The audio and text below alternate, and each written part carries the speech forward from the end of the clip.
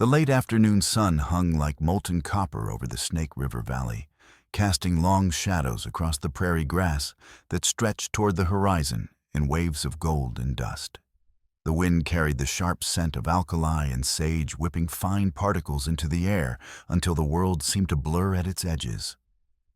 Coda pulled his horse to a halt at the crest of the rise, his eyes narrowing as he studied the wagon, stopped awkwardly on the trail below. Something was wrong. The wagon sat at an angle, one wheel wedged deep into a rut that should have been easy enough to avoid. No driver stood nearby. No team waited in harness.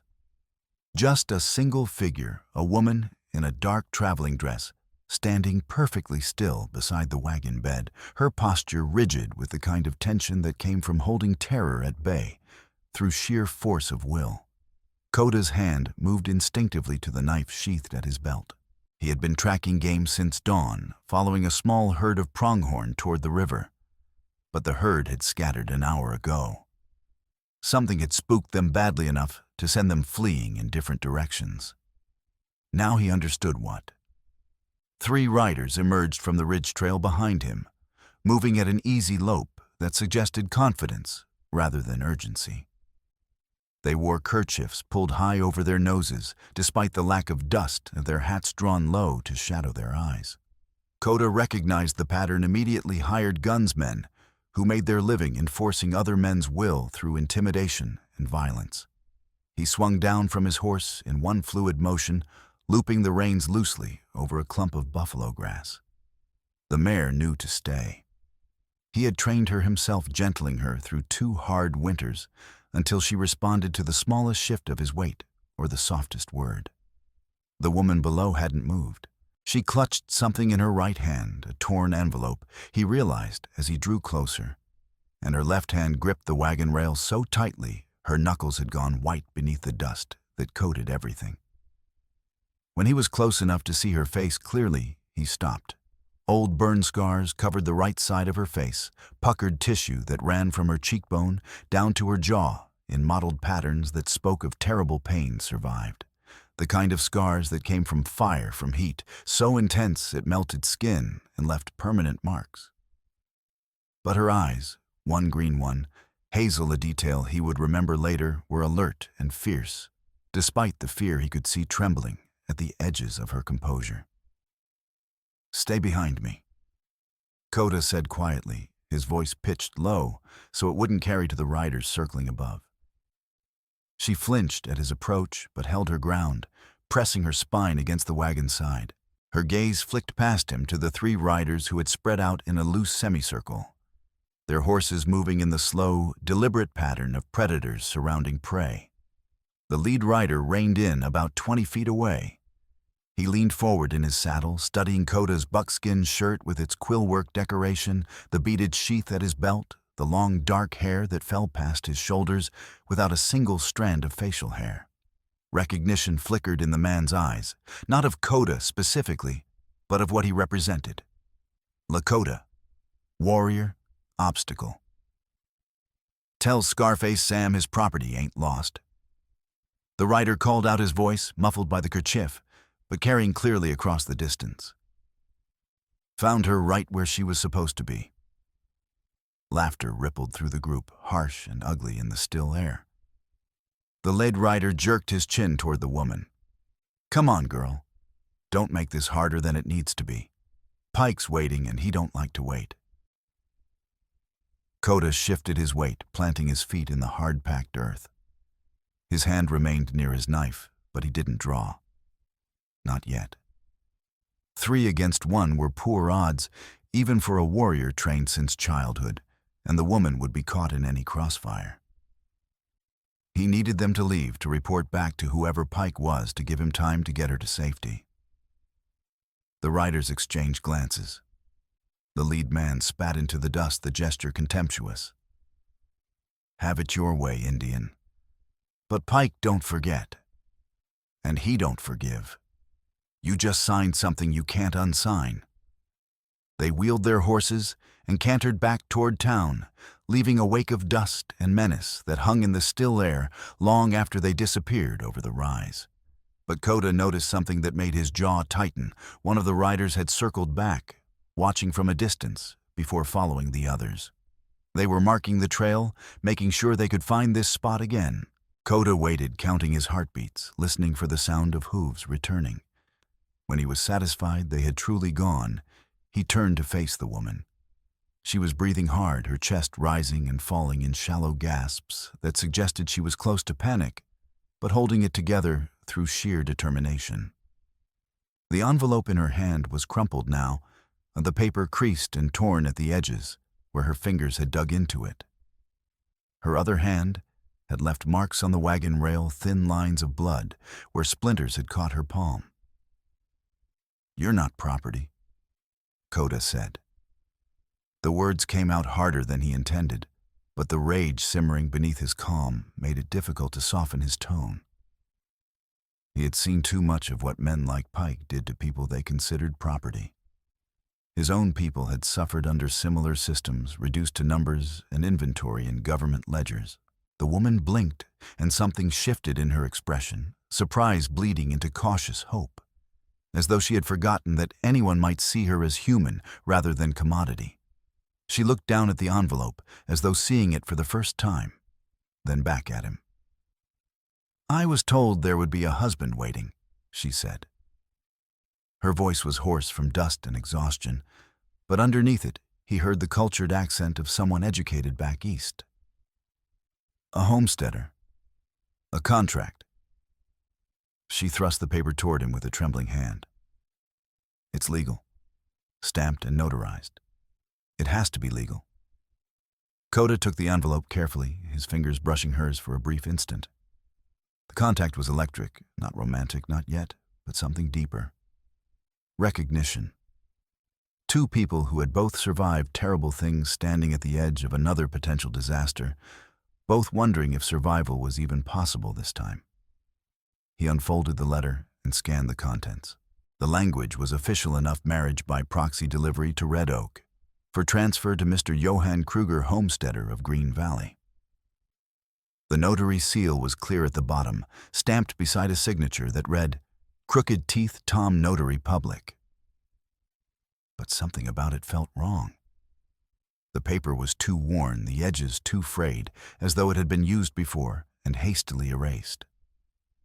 And the name Johann Kruger rang a faint bell in his memory, something he had heard whispered in town during his infrequent visits to trade pelts, the kind of conversation that stopped abruptly when a Lakota man walked past.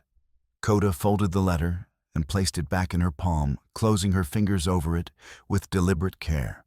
Their eyes met, and he saw her breath steady fractionally, saw the way she squared her shoulders despite the fear that still flickered in her gaze like a candle flame in wind. "I see courage," he said quietly, the words coming from somewhere honest and unguarded. "Not scars." The words hit her like a physical blow. Her lips parted, and for a moment he thought she might cry. But instead, she lifted her chin, straightening to her full height, which was considerable, he realized, with a flicker of surprise. She was tall for a woman, nearly matching his own height, with strong shoulders and capable hands that spoke of work rather than leisure. "My name is Genevieve," she said, because it seemed vitally important to establish that much. To claim her own identity in the face of men who would strip it away and replace it with whatever served their purposes. "Coda," he replied. He glanced back toward the ridge where the riders had disappeared, calculating distances and timing. The sun was dropping fast now, painting the sky in shades of orange and purple. Those men work for someone named Pike. If they said you're his property, then he holds your contract. Or thinks he does.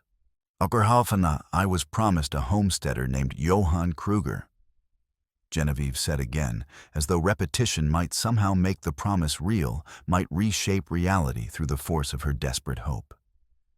"Promises are cheap in Red Oak," Coda said. His jaw tightened as pieces began to fall into place, fragments of conversations, overheard suspicious patterns noticed but not yet connected. Pike controls the water and the freight line. If he signed your contract, he owns the terms. And if you came on the same route as other women. He trailed off, unwilling to speak the rest aloud. Not yet. Not until he was certain. But Genevieve was already reaching into her satchel, her movements quick and certain despite the tremor in her hands. She pulled out a second piece of paper, this one covered in hasty handwriting that looked as though it had been written in moving train car. A woman on the train with me, Ilsa from Bremen. She gave me this before we reached Badlands Crossing. She said if anything happened, if she didn't make it to Red Oak, I should show it to someone who might care. Coda took the note. His throat tightened as he read the contents by the fading light. IS, MKPD, NTS. Sidewinder Springs. Freight mark RP7. If you're reading this, I'm gone. Don't trust the contracts. Don't trust the sheriff. Don't go to Red Oak alone. NTS. His hands began to shake just slightly, but enough that the paper trembled. Nidus, his cousin, the only family he had left after fever and war and starvation had taken everyone else. Nidus. He said the word barely more than a breath. My cousin. She went missing near Sidewinder Springs 2 months ago, taken by white men on fast horses. Genevieve stared at him, and he saw understanding dawn in her mismatched eyes, the realization that this wasn't random, wasn't isolated, but part of something larger and more monstrous than either of them had imagined. Then we find Ilsa. She said, her voice suddenly steady with purpose. And we end this. The wind gusted again, carrying the distant howl of a coyote and the smell of coming night. The sun slipped below the horizon, and the prairie turned the color of old bruises, purple and gold in deep shadow. Whatever waited in Red Oak, whatever horrors Pike had constructed under the cover of legal documents and frontier isolation, they would face it. But neither spoke that thought aloud. Not yet. They were still strangers bound only by circumstance and a shared enemy, and the beginning of something neither was ready to name. Trust would come later, earned in blood and water, and the slow recognition that survival sometimes required more than individual courage. It required partnership. My horse can carry both of us, Coda said, already moving, checking the wagon for supplies. He found a worn carpet bag and handed it to Genevieve. Take what you need. Leave the rest. We're leaving now. Leaving. Where? She clutched the bag, her mind racing through possibilities, none of them good. Somewhere those men won't find you tonight. After that. Coda's mouth tightened. After that, we figure out what Pike is doing and how to stop it. Genevieve nodded. She grabbed the bag in a canteen, leaving everything else, her few dresses, her mother's Bible, the letters of reference she had brought from St. Louis. None of it mattered now. Survival mattered. Finding Ilsa mattered. Stopping Pike mattered. Coda led his horse closer and mounted in one smooth motion, then extended his hand. Genevieve hesitated for only a heartbeat before taking it. His grip was strong, his palm calloused from years of work and weather and the hard life of scouting for his band. He pulled her up behind him with surprising gentleness, as though he understood that her entire world had just collapsed, and she was holding herself together by the thinnest of threads. Hold on, he said quietly. It's going to be a hard ride. She wrapped her arms around his waist, feeling the solid warmth of his body through the buckskin shirt. The horse shifted beneath them, muscles bunching, and then they were moving not at a gallop, not yet, but a steady lope that ate up distance without exhausting the mare. Genevieve pressed her cheek against Coda's shoulder blade, feeling the rhythmic flex of his muscles as he guided the horse. The contact was intimate, by pure necessity, not choice, but she found herself acutely aware of every point where their bodies touched, every shift of his weight, every breath he took. If he noticed her awareness, he gave no sign.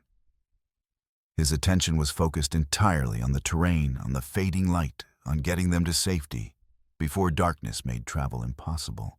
They rode through a landscape of shadows and red stone, following paths only Coda could see, game trails, and dry washes, shortcuts across hardpan that would break a wagon axle, but were perfect for a sure-footed horse.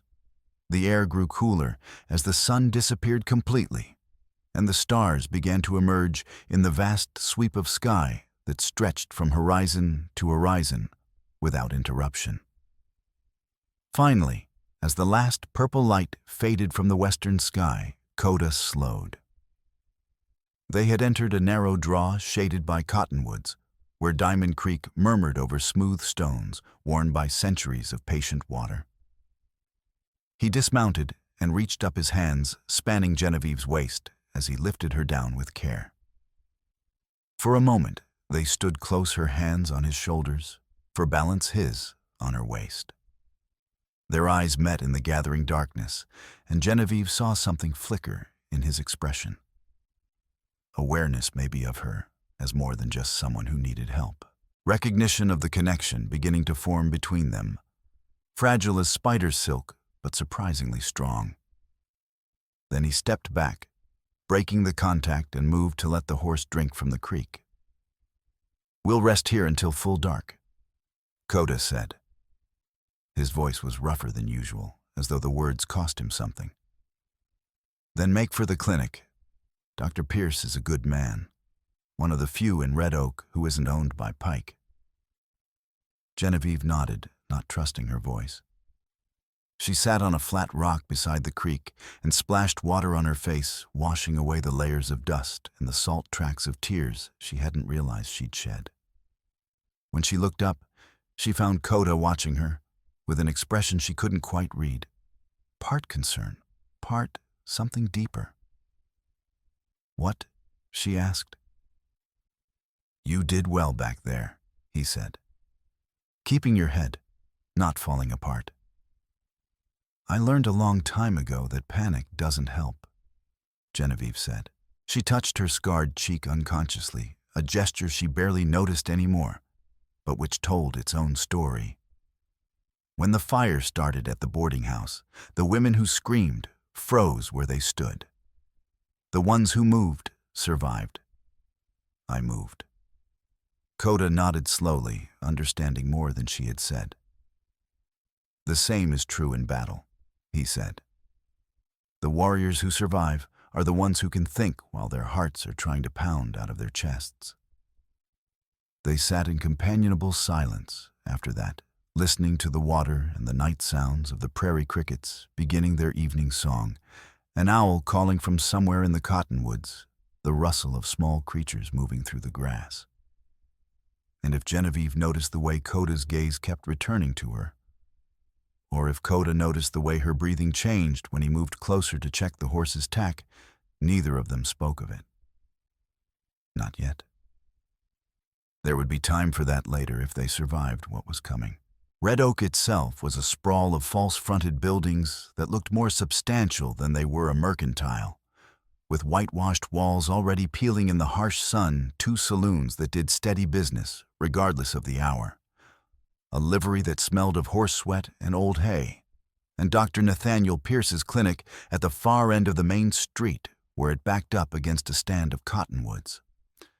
The town had grown up around the Snake River crossing, where the water ran shallow enough for wagons during most of the year. But 3 years of drought had changed everything. The river was lower than anyone could remember, exposing gravel bars that had been underwater for decades. Springs that had run reliably for generations had dried to mud. And Reginald Pike, who owned the only well deep enough to tap the underground water that remained, had turned that control into power. He set the freight rates. He decided who got water access and who didn't. He appointed the sheriff, a man named James Barrett, who wore his badge like a shield and his authority like a weapon. And slowly, systematically, Pike had turned Red Oak into his personal fiefdom, where law and commerce and basic survival all ran through his hands. Coda had been avoiding Red Oak as much as possible since Nidus disappeared, but necessity had driven him back occasionally to trade pelts for ammunition and supplies. Each visit he had noticed more evidence of Pike's expanding control, merchants who spoke in careful whispers, farmers whose faces showed the gaunt evidence of failed crops, and no water women who appeared briefly and then vanished before anyone could ask their names or stories. He had suspected something was wrong. But until Genevieve appeared with her torn contract and Ilsa's note, he hadn't understood the scale of it. Now, as they approached Dr. Pierce's clinic, under cover of full darkness, Coda felt the weight of that understanding settle into his bones. This wasn't just about Nidus. It wasn't just about Genevieve. It was about a system carefully constructed and ruthlessly maintained that treated human beings as commodities to be bought and sold. He knocked 3 times on the clinic's back door, paused, then knocked twice more, a signal he and Pierce had arranged months ago during one of his visits to have an arrow wound treated. The door opened immediately. Dr. Nathaniel Pierce was a thin, gray-haired man in his 50s who had come west after his wife died of consumption. He had practiced medicine in Boston before that, treating wealthy patients in comfortable brownstones. But grief had driven him to the frontier, where suffering was more honest and gratitude more genuine. He treated everyone who came through his door, white, Lakota, Mexican, anyone who needed help, and kept his opinions to himself unless pressed. He took one look at Genevieve's pale face and the tension in Coda's shoulders and stepped aside without a word, ushering them into the small back room that served as both his living quarters and emergency shelter for patients who needed watching through the night. "Trouble?" Pierce asked, closing the door and throwing the bolt.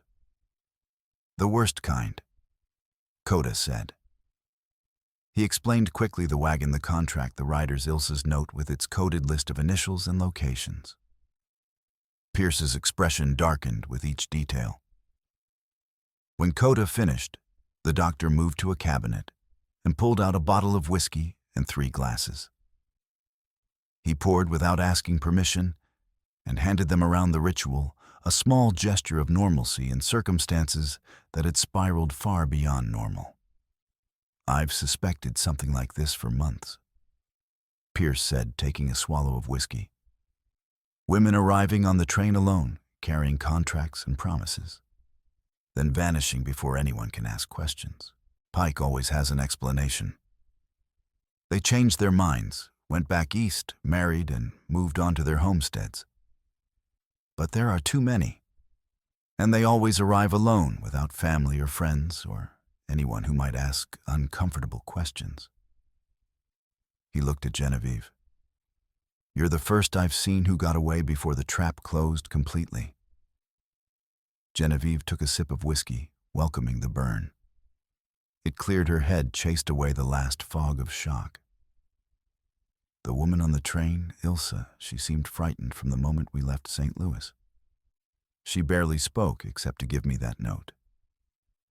At Badlands Crossing, she got off to use the facilities and never came back. The conductor said she must have changed her mind about coming west, caught a train back east. But her luggage was still in the compartment. All of it." "Convenient," Pierce said dryly. He turned to Coda. "If Pike has Ilsa, and if she's connected to your cousin, then we're looking at something bigger than simple fraud. We're looking at abduction into unlawful servitude on a scale I didn't think possible, not here, not in territory this close to civilization." Coda's hands clenched into fists. "Where would he keep them? Pike must have locations, places remote enough that no one would stumble across them accidentally." "Pike owns 6 properties," Pierce said. "Old line shacks from when this was open range, way stations for the freight line, before the drought forced him to consolidate storage buildings for inventory he doesn't want in town. Flood Plain and Ruby Ridge are the most remote, both have structures large enough to hold. People both are far enough from main trails that you'd only go there if you knew what you were looking for." "We need proof," Genevieve said. Her voice was quiet but firm, cutting through the speculation. A contract and a note aren't enough, not against someone with Pike's resources and control. We need names, locations, documentation that will force the law to act. Real evidence. Coda met her eyes across the small room. She had been through terror today, ambushed, threatened her entire future, revealed as a lie, and had come out the other side, thinking clearly, strategically. That took a kind of strength that impressed him more than physical courage ever could. Courage in the moment was instinct. Clear thinking in the aftermath was discipline. Then we get proof, he said. Starting tomorrow when... Starting tonight, Genevieve interrupted. Pike's men saw you with me. They'll report back. By tomorrow he'll know I slipped through his fingers and he'll adapt. Whatever evidence exists, he'll hide it or destroy it. We move tonight while he still thinks he has time. Pierce and Coda exchanged glances. The doctor nodded slowly. She's right. Pike moves fast when he needs to, and he's got resources we don't. If we wait, we lose whatever advantage surprise might give us. The telegraph office. Coda said the idea forming even as he spoke. Pike sends orders by telegraph. If there's a record of where these women went, where Nidis went, it'll be there. The office is locked at night, Pierce pointed out, and likely watched. Then we pick the lock and avoid the watchers, Genevieve said. When three heads turned toward her, she flushed but held her ground. I grew up in a boarding house, remember? Half the tenants couldn't afford rent. They'd disappear in the night, leaving their rooms locked so the landlady wouldn't discover they'd gone until morning, buying them time to get away. She paused. I learned to open those doors, to inventory what they'd left behind, anything that might be sold to cover their debt. I know how to pick simple locks. Coda studied her with newfound respect. This woman, with her scarred face and her education and her desperate situation, had learned skills most proper young ladies would never admit to possessing. But then proper young ladies rarely survived fires that killed everyone around them. It's dangerous, he said. Everything is dangerous now, Genevieve replied. At least this way we're doing something instead of waiting for Pike to tighten the net. Coda couldn't argue with that logic. And if he was honest with himself, the thought of waiting even one more night while Nidis remained missing was intolerable. Every hour she was gone was an hour she might be suffering, might be broken beyond repair, might be lost forever. All right, he said. We go tonight. But we go careful, and at the first sign of real trouble we run. Dying won't save Nidis or Ilsa or anyone else. They moved at midnight, when even the saloons had quieted and the streets were empty except for the occasional drunk stumbling home. The moon was waning, providing just enough light to navigate by without being seen easily. Coda led the way, moving through the back alleys with the silent grace of a hunter, with Genevieve close behind, and Dr. Pierce bringing up the rear with a small pistol tucked into his belt. The telegraph office sat beside Pike's freight yard, a low building with a single barred window and a heavy door. Lamplight showed in the window someone was inside, working late or standing guard. Coda motioned for the others to wait while he circled the building checking for other watchers. He found none, which made him suspicious rather than relieved. Pike wasn't the kind of man to leave important assets unguarded. He returned to where Genevieve and Pierce waited in the shadow of a warehouse. There's someone inside, he said quietly. Working at the desk from what I could see. We'll have to wait for them to leave. They settled in to wait, pressed against the rough wood of the warehouse wall, barely breathing. Minutes stretched like hours. Genevieve's shoulder, the one that had been grazed by the wagon rail earlier, began to throb. She ignored it, focusing instead on the rhythm of Coda's breathing beside her, using it to steady her own racing heart. Finally, the lamplight in the telegraph office went out. They heard the scrape of a chair, footsteps, the rattle of a key in the lock. A figure emerged, tall, thin, moving with nervous energy. Fast, Freddie Coda recognized him even in the darkness. One of Pike's regular messengers. Freddie locked the door, tested it twice, then hurried away toward the saloon district, his boots loud on the boardwalk. They waited another 5 minutes to be certain he wasn't coming back, and then moved. Genevieve knelt before the lock while Coda kept watch, his eyes scanning the street for any movement.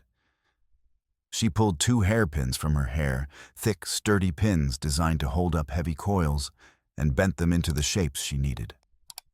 The lock was simple, a basic tumbler mechanism designed to keep out casual thieves, but nothing more sophisticated. She worked by feel, her fingers remembering the technique she had learned years ago out of necessity. The first pin clicked into place, then the second.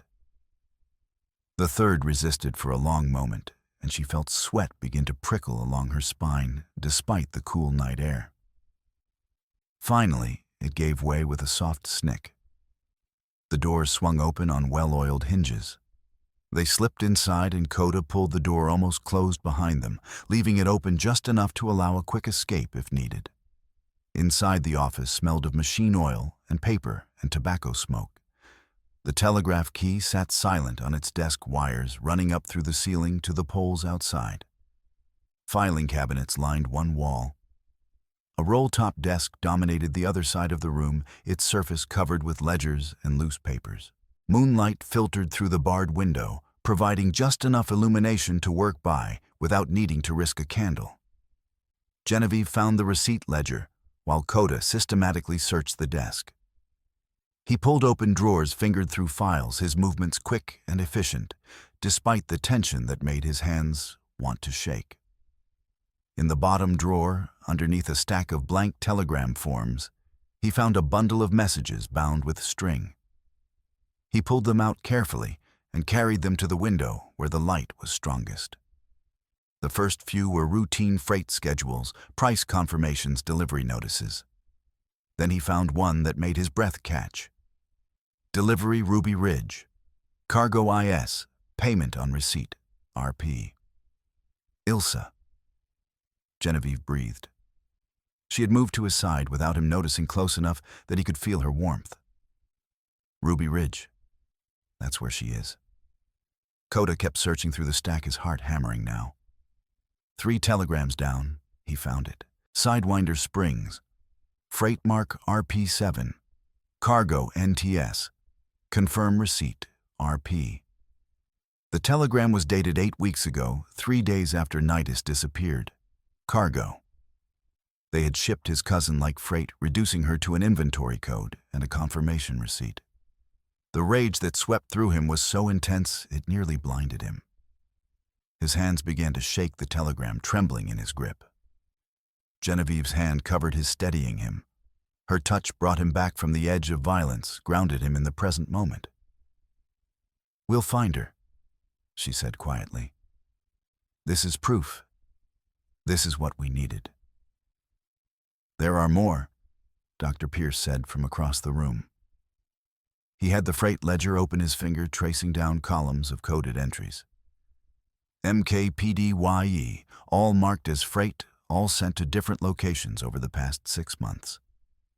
Floodplain, Sidewinder Springs, Red Canyon Mine. Red Canyon Mine. Coda stored that location away. His tactical mind already cataloging possible approaches, escape routes, the supplies they would need for a rescue operation. A sound outside froze them all. Footsteps. Not the uncertain stumble of a drunk, but the purposeful stride of someone who knew exactly where he was going. The jingle of spurs. Coming closer. Coda grabbed Genevieve's arm and pulled her down behind the desk into the narrow space between it and the wall. Dr. Pierce extinguished the small candle he had been using and squeezed in beside them. They pressed together in the darkness, barely breathing, Coda's hand on his knife and Pierce's on his pistol.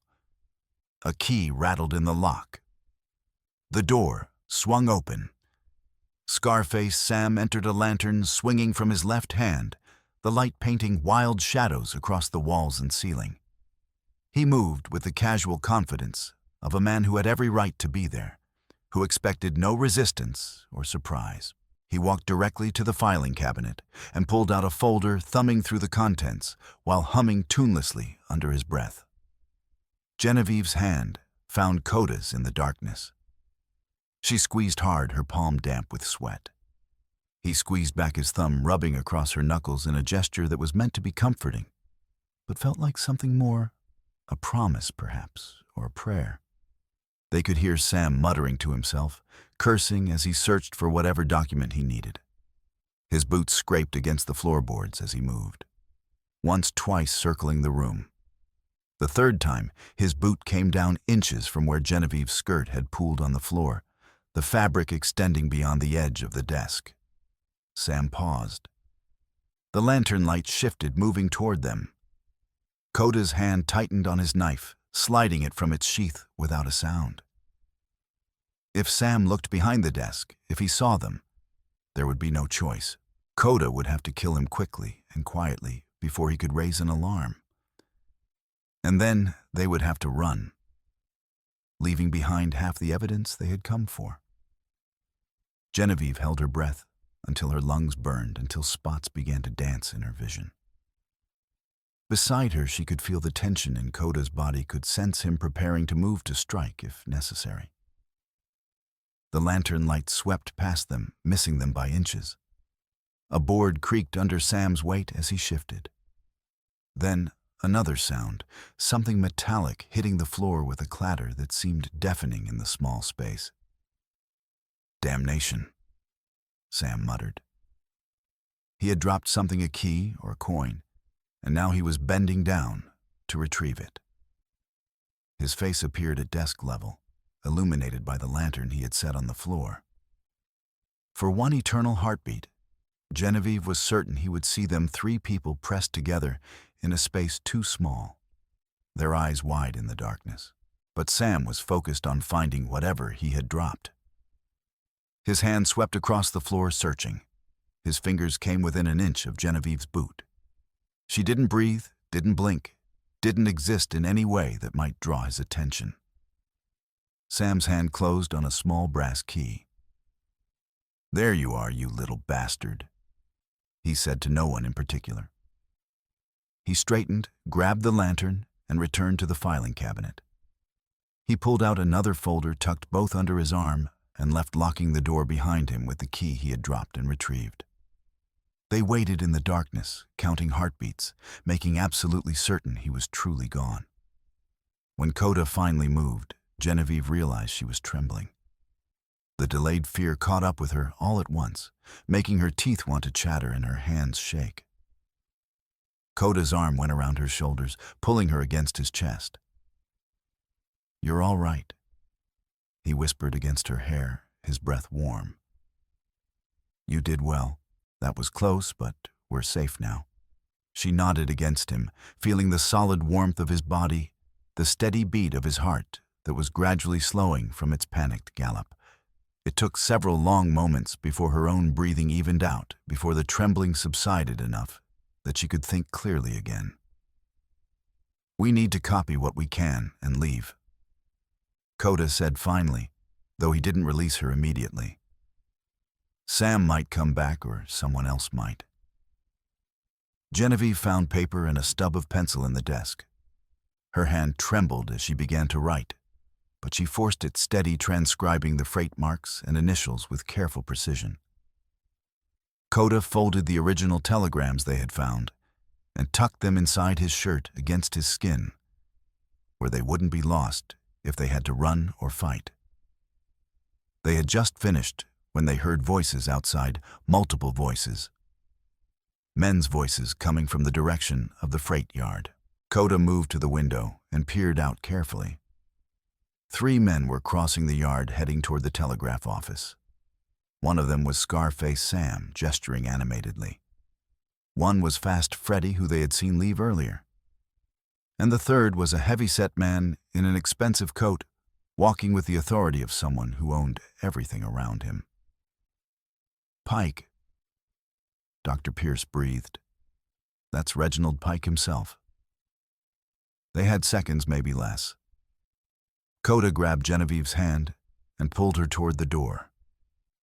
Pierce followed, his pistol drawn now. They slipped out into the night, just as the men's voices grew loud enough to distinguish words. "Don't care what it costs," Pike was saying. "Find that woman, find the Indian, and find out who helped them. I want this contained before the marshal in Silver Spur hears about it." They ran, keeping to the shadows between buildings, their footsteps soft on the packed earth. Behind them, they heard the telegraph office door open, heard Pike's voice raised in anger as he discovered something was wrong. "The files," Sam said, his voice carrying clearly in the night air. "Someone's been through them. The telegrams are disturbed." "Find them," Pike said. His voice was cold, controlled, more frightening than if he had been shouting. "Tear this town apart if you have to, but find them tonight." Coda, Genevieve, and Pierce ran harder, cutting through the freight yard, vaulting fences, putting distance between themselves and Pike's men. But as they emerged into the open space behind the warehouses, a shot cracked the night. The sound was deafening, echoing off the buildings. A crate beside Genevieve's head exploded, showering her with splinters and grain. Oats spilled across the ground in a pale cascade that looked like snow in the moonlight. "There," Sam's voice triumphant and vicious. By the gate, another shot, this one closer. Coda grabbed Genevieve's hand and pulled her toward a low shed that offered cover. He vaulted the fence in one smooth motion, then turned and caught her as she scrambled over his hands, lifting her bodily and setting her down on the other side. More shots. They were shooting wild now, trying to pin down their targets in the darkness. But one bullet found its mark. Genevieve felt a line of fire across her left shoulder and gasped, stumbling. "You're hit," Coda said, seeing her stagger. "Keep moving," she managed through gritted teeth. The pain was sharp and immediate, but she could still move her arm, which meant the damage wasn't crippling. His arm went around her waist, half carrying her as they ran. They ducked through a narrow gap between buildings, emerged into another alley, turned left and then right in a pattern designed to confuse pursuit. Behind them, Sam's curses faded into the night, mixed with Pike's shouted orders to spread out and search. They didn't stop running until they reached Dr. Pierce's clinic. The doctor had his key ready, the door open before they reached it. They tumbled inside, and Pierce bolted the door behind them with shaking hands. "On the table," he ordered, looking at the blood soaking through Genevieve's sleeve. "Now." Genevieve sat, her legs suddenly weak now that the adrenaline was wearing off. Pierce cut away her sleeve with scissors, his movements brisk and professional, despite his own ragged breathing. The bullet had carved a deep furrow through the muscle of her shoulder, tearing skin and flesh, but missing the bone. "You'll live," Pierce said, threading a needle with practiced efficiency. "But you're going to have another scar to match the ones on your face." "I've survived worse," Genevieve said. But her voice shook, and when Pierce pressed a folded cloth into her hand to bite down on during the stitching, she took it gratefully. The stitching hurt worse than the initial injury. Each pull of the thread through torn flesh made her want to scream, but she bit down hard on the cloth and endured. Across the room, Coda stood at the window watching the street with his carbine ready, his body a barrier between her and any threat that might come through the door. When Pierce tied off the last stitch and bandaged the wound, Genevieve finally let herself breathe fully. Her shoulder throbbed with a deep pulsing ache that would probably get worse before it got better, but it was done. Coda crossed to the table, his eyes dark with concern. "Let me see," he said quietly. She extended her arm, and he examined the bandage with careful fingers, his touch feather-light, despite the roughness of his hands. His jaw was tight, a muscle jumping in his cheek, the only outward sign of the emotion he was holding in check. "You should have stayed back," He said the words coming out harder than he intended. Let me go alone. So you could get shot instead, Genevieve replied. That would have helped exactly no one. Their eyes met. For a long moment, neither spoke. Then very gently, Coda's hand moved from her bandaged shoulder to cup her unmarred cheek, his thumb brushing along her cheekbone in a gesture that was both tender and possessive. You're brave, he said. Braver than anyone I've ever known. But that doesn't mean I want to watch you bleed. And you're stubborn, Genevieve said, covering his hand with her own. Stubborn enough to try doing everything alone until it kills you. Well, I'm not letting you do that anymore. Something shifted in Coda's expression, resistance giving way to acceptance, the walls he had built around himself beginning to crack. He leaned forward until his forehead rested against hers, both of them breathing hard, both of them alive, despite the odds. All right, he said quietly. Together, then. Together. Genevieve agreed. They stayed like that for a long moment, two people who had been thrown together by circumstances and were discovering that maybe, just maybe, they fit. Dr. Pierce cleared his throat delicately. As touching as this is, we have a more immediate problem. Pike knows someone broke into his telegraph office. He knows they took evidence. And he's going to assume it was you two, which means this clinic isn't safe anymore. We need to get that evidence to someone who can act on it. Coda said, pulling back reluctantly from Genevieve. Someone Pike doesn't control. The territorial marshal at Silver Spur, Pierce said. Marshal David Hollis. He's honest, and he owes Pike nothing. If we can get a message to him with copies of those telegrams and the ledger, he'll come. How? Genevieve asked. Pike controls the telegraph here. There's another relay station at Bobcat Crossing, Pierce said. 15 miles downriver. Independent operator outside Pike's direct influence. If we can reach it, we can send a message that Pike can't intercept or suppress. The main road will be watched. Coda said, his tactical mind already working through the problem. Pike will have men at every checkpoint. Then we don't take the main road, Pierce said. We take the river. Coda's eyes narrowed. The Snake is low because of the drought. There's a gravel bar that runs most of the way to Bobcat Crossing. A flatboat could make it if we're careful.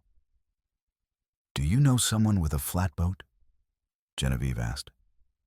Elias Moran, Coda said.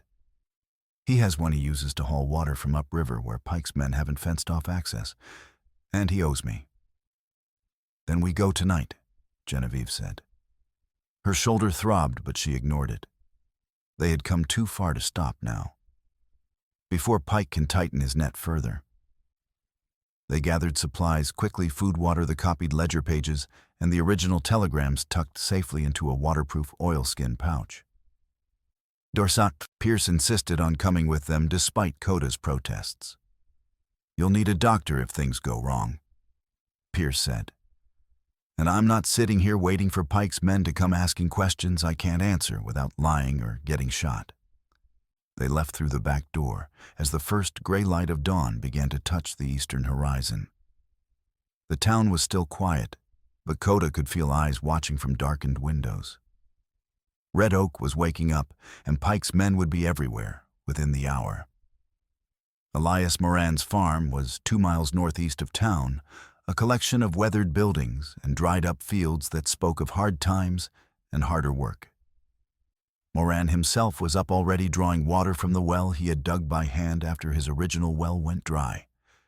He was a lean man in his 40s, his face weathered by sun and wind, his hands scarred from labor. He saw them coming and set down the bucket slowly. Coda, he said.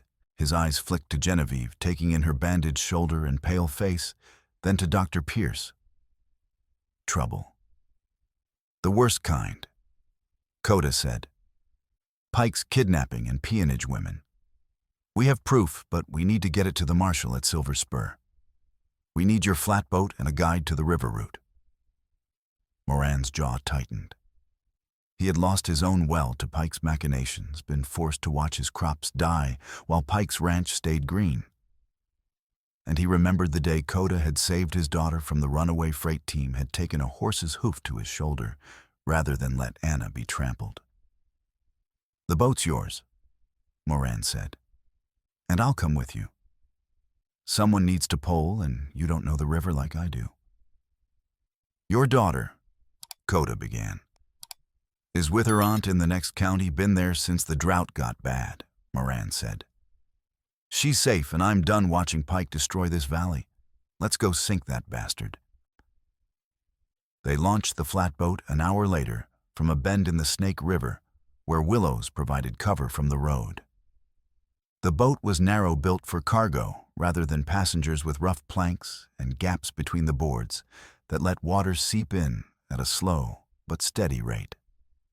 They would need to bail periodically, but it would hold. Coda stood at the stern with the long pole, Moran at the bow watching for snags. Genevieve sat amidships with Dr. Pierce, her good hand gripping the gunwale while her injured shoulder throbbed with every shift of the boat. The river was indeed low, the gravel bars showing as pale ribbons in the early morning light. But the current was steady, pulling them downstream without requiring much effort. They had been traveling for perhaps 2 hours when Coda's instincts prickled. He scanned the bluffs above, seeing nothing. But the feeling persisted, the sense of being watched, of danger approaching. "Something's wrong," he said. Moran twisted to look back at him. "What?" The first shot cracked across the water before he could finish. The bullet struck the water 10 feet from the boat, sending up a geyser of spray. On the bluffs above, riders appeared, 4 of them moving at a gallop to pace the boat. "Down!" Coda shouted. Genevieve dropped flat, her injured shoulder screaming in protest. Dr. Pierce crouched over his medical bag, making himself as small a target as possible. Moran grabbed a second pole and began pushing hard, trying to increase their speed. More shots. An arrow someone up there had a bow as well as guns thudded into the gunwale inches from where Genevieve had been sitting. The shaft quivered, fletched with turkey feathers and tipped with iron. Coda brought the Spencer carbine to his shoulder and fired. The recoil jarred his entire body, but his aim was true. One of the riders toppled from his horse, the scream cut short as he hit the rocks below. The other riders scattered, seeking cover, but they kept coming, following the boat's course along the bluff. Another volley of shots. A bullet punched through the gunwale near Genevieve's knee, spraying her with splinters. Another skipped off the water and slammed into the pole in Coda's hands, splitting the wood with a sharp crack. "Damnation!" Coda swore. He dropped the broken pole and grabbed his carbine again, working the action to chamber a fresh round. He fired twice more, his shots controlled and measured. Another rider went down his horse, bolting riderless. But they were drifting toward trouble. Ahead, a massive tangle of driftwood had accumulated against a boulder, mid-river logs and branches, and the remains of someone's fence all jammed together into a barricade that would shatter the flatboat if they struck it head-on. "Genevieve!" Coda shouted over the gunfire. She looked up, saw the snag coming, and understood immediately. The broken pole lay at her feet. She grabbed it. Despite the agony it caused, her shoulder scrambled toward the bow and shoved the splintered end between the driftwood and the gunwale. The impact nearly tore the pole from her hands. The wood bit into her palms, drawing blood, but she braced her feet and worked the action and chambered a fresh round, hard, her face twisted with effort. The boat groaned, timbers flexing under the strain. For a terrible moment it seemed they would be crushed between the current and the snag. Then the bow swung clear. The current caught them and pulled them past the obstruction, the boat scraping along the driftwood with a shriek of tortured wood, but staying intact. Coda dropped the carbine and grabbed the pole from her hands, pushing them back into the main channel.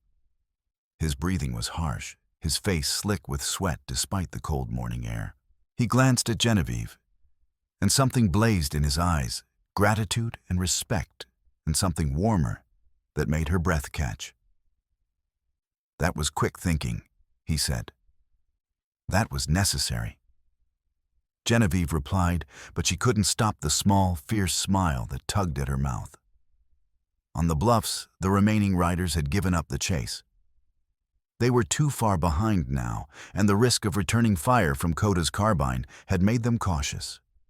But Coda knew they would ride back to Pike, report the direction the boat was heading. They had bought time, not safety. Dr. Pierce moved to Genevieve, checking her shoulder. Blood had seeped through the bandage. "You tore some of the stitches," he said, his tone caught between admiration and exasperation. "You need to stop getting injured." "I'll add it to my list of things to avoid," Genevieve said. "Right after traffickers and gunfire." They bailed as they traveled using a tin cup, and their hands the water numbingly cold despite the morning sun. Genevieve's shoulder throbbed with every movement, but she didn't stop. None of them did. They had come too far, risked too much to fail now. Bobcat Crossing appeared as the sun climbed toward noon, a small cluster of buildings on the east bank, a wooden dock extending into the water. The telegraph relay station was easy to identify, a cabin, with a distinctive wire running from its roof to a pole 50 yards distant. Coda guided the sinking boat to the dock and tied off with hands that shook from exhaustion. They climbed out on legs that had gone stiff from sitting muscles, protesting after hours of tension. "Careful," Dr. Pierce said quietly, his pistol appearing in his hand. "We don't know if Pike's men beat us here." They approached the cabin cautiously, Coda leading with his carbine ready. He pushed open the door slowly, every sense alert for an ambush. Fast, Freddie stood beside the telegraph operator, his pistol pressed to the young man's temple. "Figured you'd come here," Freddie said. His hand was steady, his voice calm despite the sweat beading on his forehead. "Pike's not stupid. He knows you need to get a message out. So he sent me ahead, told me to wait." The operator was a young man, barely 20, with terror in his eyes. His hand hovered over the telegraph key as though he had been interrupted mid-message. A bruise was already darkening on his cheek where Freddie had hit him. Coda's finger tightened on the trigger, but Freddie shook his head. "Don't. I'll shoot him before you get halfway across the room. Then I'll shoot the woman. Pike wants her alive if possible, but dead works too." The standoff stretched. Coda calculated angles and distances, weighing chances. Behind him, he could feel Genevieve's presence, her breathing steady despite the pain she must be in. And he realized something: she wasn't afraid. Frightened, yes, but not paralyzed by fear. She was thinking, planning, waiting for an opening. Genevieve stepped forward, her movements slow and deliberate, her hands visible and empty. "You want to know what we found?" she asked, her voice steady and clear. "I'll tell you.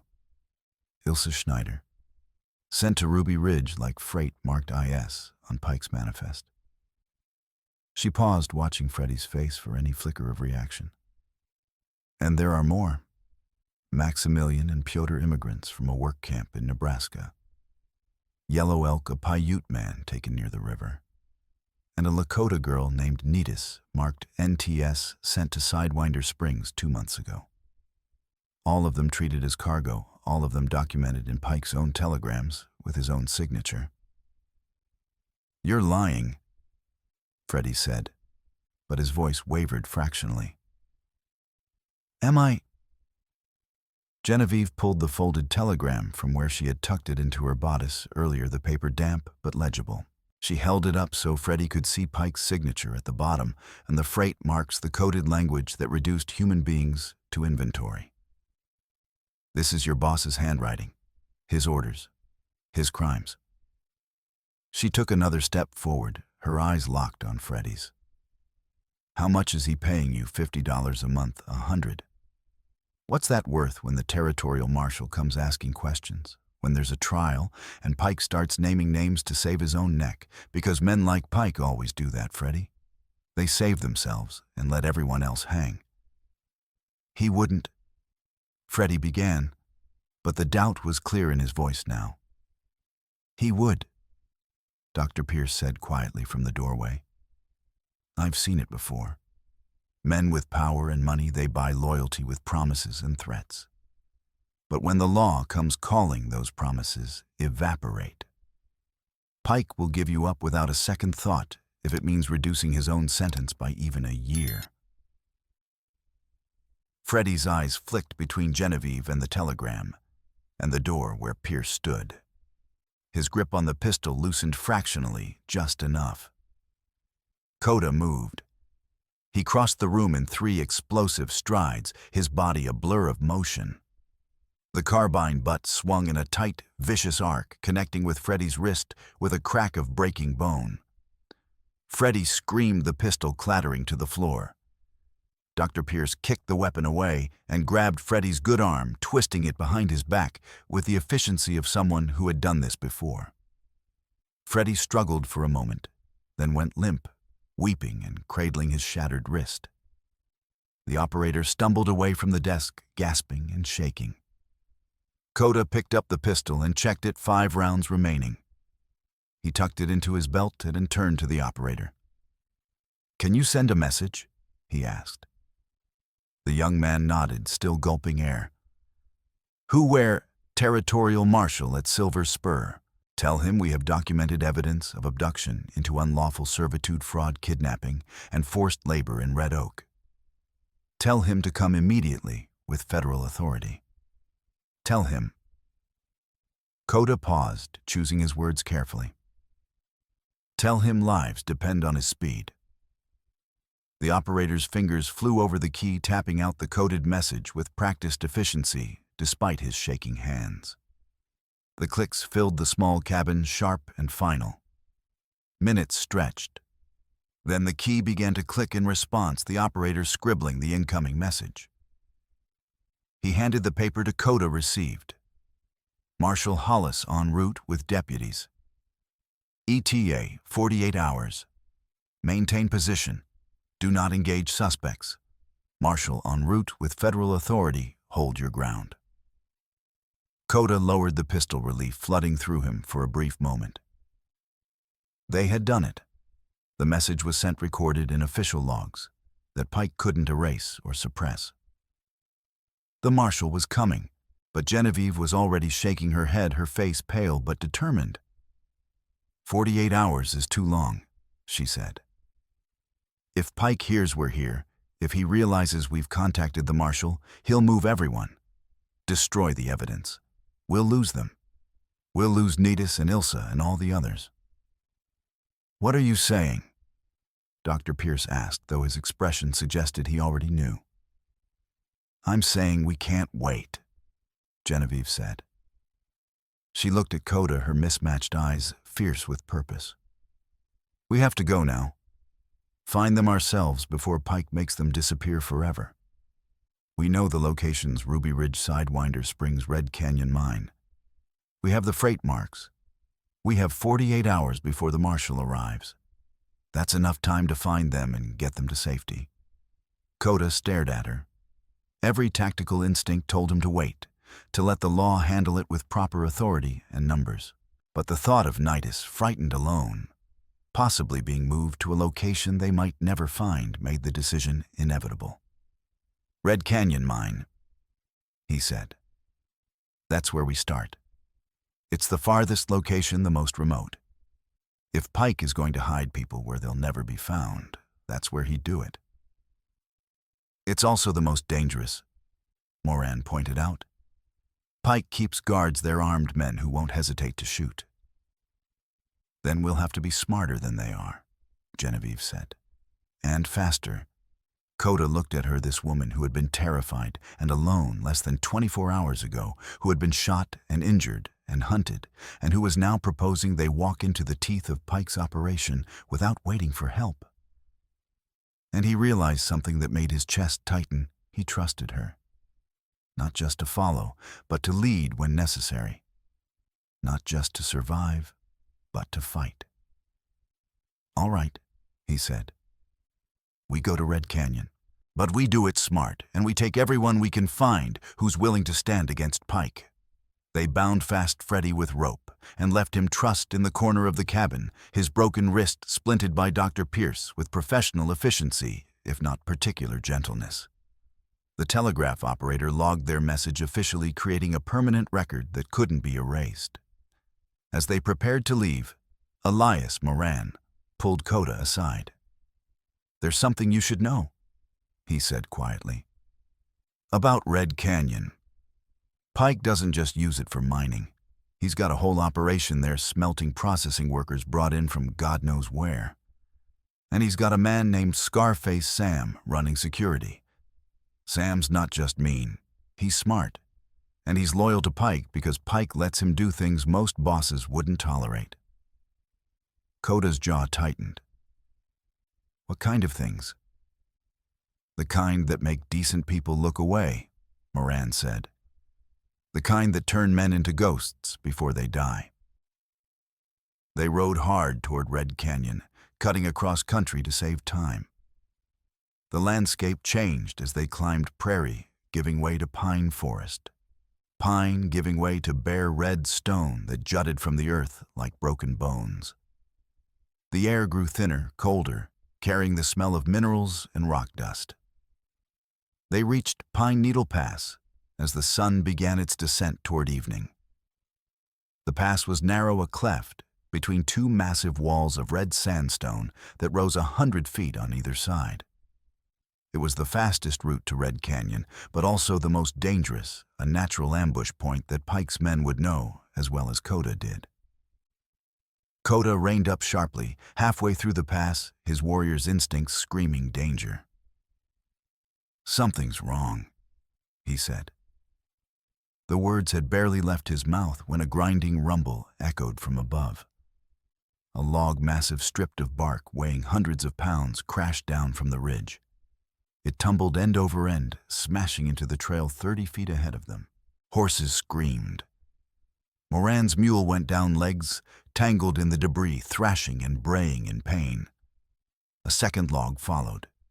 Then a third and a fourth, in a coordinated sequence that spoke of deliberate engineering rather than natural rock slide. This was a trap carefully prepared and triggered at exactly the right moment. "Move!" Coda shouted.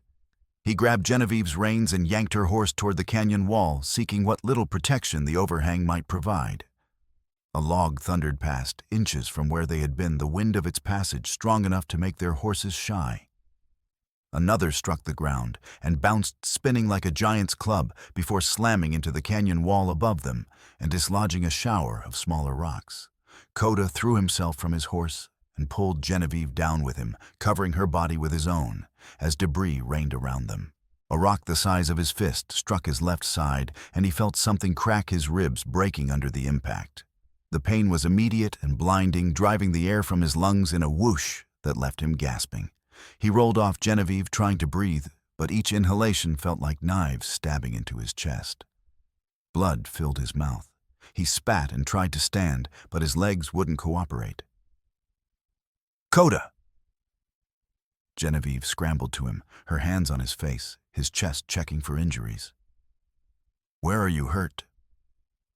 "Ribs," he managed through gritted teeth. "Left side. Broken, I think." Dr. Pierce appeared, helping him to sit upright against the canyon wall. Moran was dealing with his mule. The animal's leg was broken, and Moran put it down with a single shot that echoed mournfully through the pass. Pierce probed Coda's ribs with careful fingers, his face grave. "At least 2 broken, possibly 3. You need rest and binding, and you shouldn't be riding or fighting for at least a month." "We don't have a month," Coda said. "We have hours, maybe less.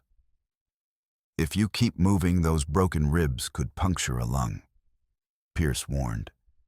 You could drown in your own blood. Coda met Genevieve's eyes. He saw the fear there, the concern, but also the determination. She understood what he was about to say before he said it. Then we'll have to be careful, he said, because I'm not stopping. Not when we're this close. Genevieve pulled strips from her petticoat, the fabric already shortened from the earlier use, leaving her skirts scandalously high, by proper standards, though nobody cared about propriety anymore. She and Pierce worked together, wrapping Coda's torso with the cloth strips and a leather sash Moran provided, binding the ribs as tightly as they could, without cutting off his breathing entirely. Coda bit down on a strip of leather to keep from crying out, sweat streaming down his face, despite the cold mountain air. When they finished, Genevieve knelt in front of him, her hands on his shoulders, her face close to his. "Breathe," she said. "Slow and steady. In through your nose, out through your mouth. Focus on me, on my voice." He obeyed, matching his breathing to hers, using her steady presence as an anchor against the waves of pain that wanted to drag him under. Gradually, the agony receded to something manageable, still present, still demanding attention, but no longer overwhelming. "Better?" she asked. "Better," he lied, but she saw through him immediately. She smiled, slightly sad and knowing. "You're a terrible liar," she said. Then more seriously, "We can rest here. Wait for the marshal. You're in no condition." "I'm in the only condition I have," Coda interrupted. "And Nitas can't wait. Every hour she's there is another hour of suffering. I won't ask her to endure that while I rest safely." Genevieve stared at him, and he saw her internal struggle, the desire to keep him safe, warring with the understanding that he would go forward regardless of her protests.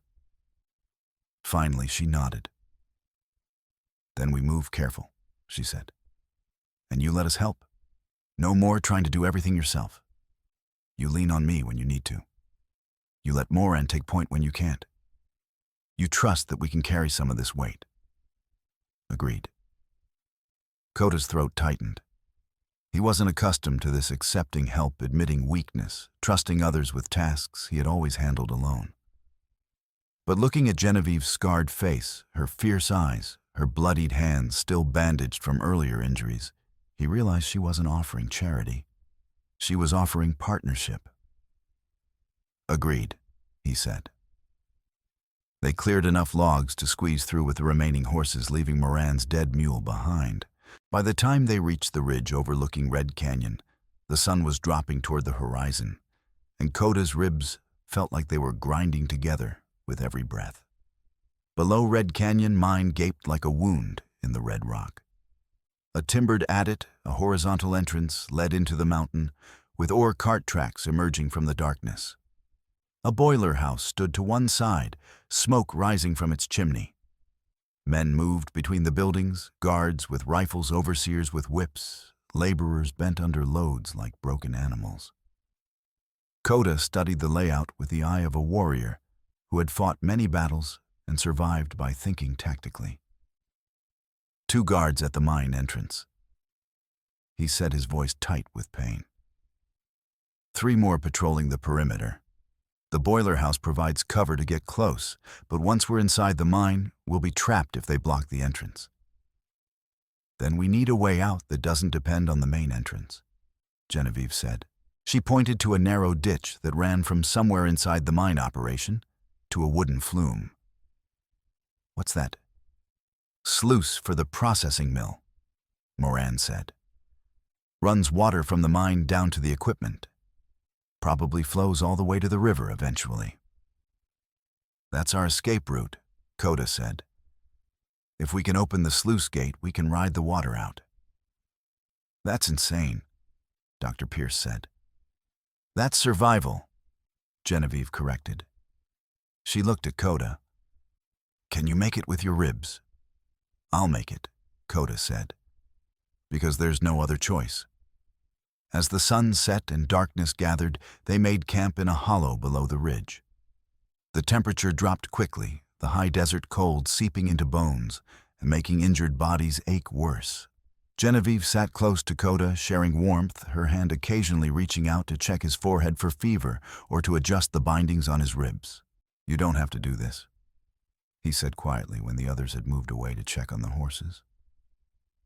"Any of this. You could wait here safe while we go in." "We've had this conversation," Genevieve said, "and my answer hasn't changed. I'm not staying behind while you risk your life. Not for Nidus, not for Ilsa, not for anyone. Even though you're hurt too." Coda gestured to her bandaged shoulder. "Even though you've been shot and terrorized, and you have every right to walk away from all of this. Especially because of that," Genevieve said. She turned to face him fully, her scarred cheek catching the last light. "Do you know what I learned from the fire, Coda? I learned that the world is full of people who will hurt you without thought, who will take what they want and leave you to burn. But I also learned that there are people worth saving. People worth fighting for. And sometimes the only way to heal from being hurt is to make sure it doesn't happen to someone else." Coda's hand rose to cup her face, his thumb brushing gently across her scarred cheek. "You're remarkable." He said the words coming from somewhere deep and unguarded. "You survived fire, came to a place where you were hunted and shot, and instead of running, you chose to fight. For strangers. For people you've never met. For you," Genevieve said quietly. "For Nidus. For every woman Pike has turned into property." She covered his hand with hers, holding it against her face. "And because somewhere along the way, this stopped being about survival and started being about choosing a side. Choosing to be someone who acts instead of someone who runs." They sat like that as the stars emerged, two people who had found something precious and unexpected in the midst of chaos. And when Coda finally leaned forward to rest his forehead against hers, not a kiss, not yet, but a promise, a future possibility, Genevieve closed her eyes and let herself believe that maybe, just maybe, they would both survive to see that future. At midnight, they descended toward the mine. Coda moved with the silence of a lifetime's training despite the pain that made each step agony.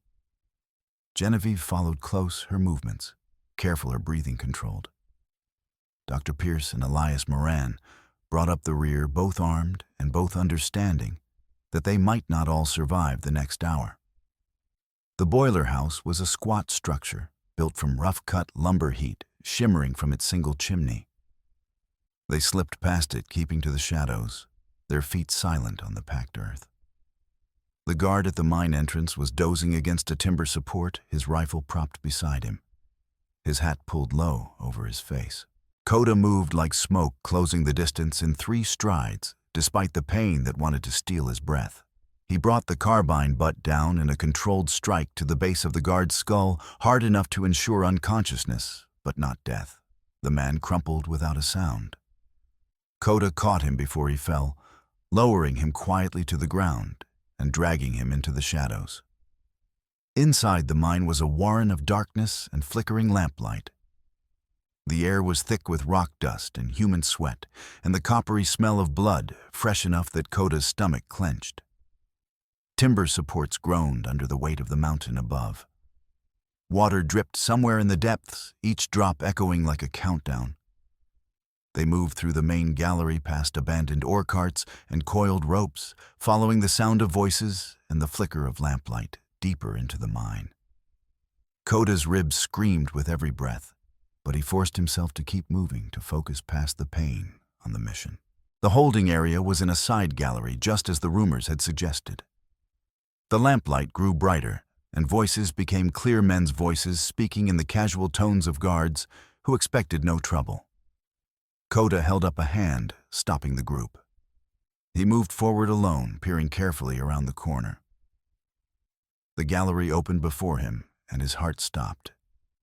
6 people were chained to a timber frame in the center of the space, their wrists manacled with iron cuffs, connected to a central beam by heavy chains. And there, third from the left, was Nidus.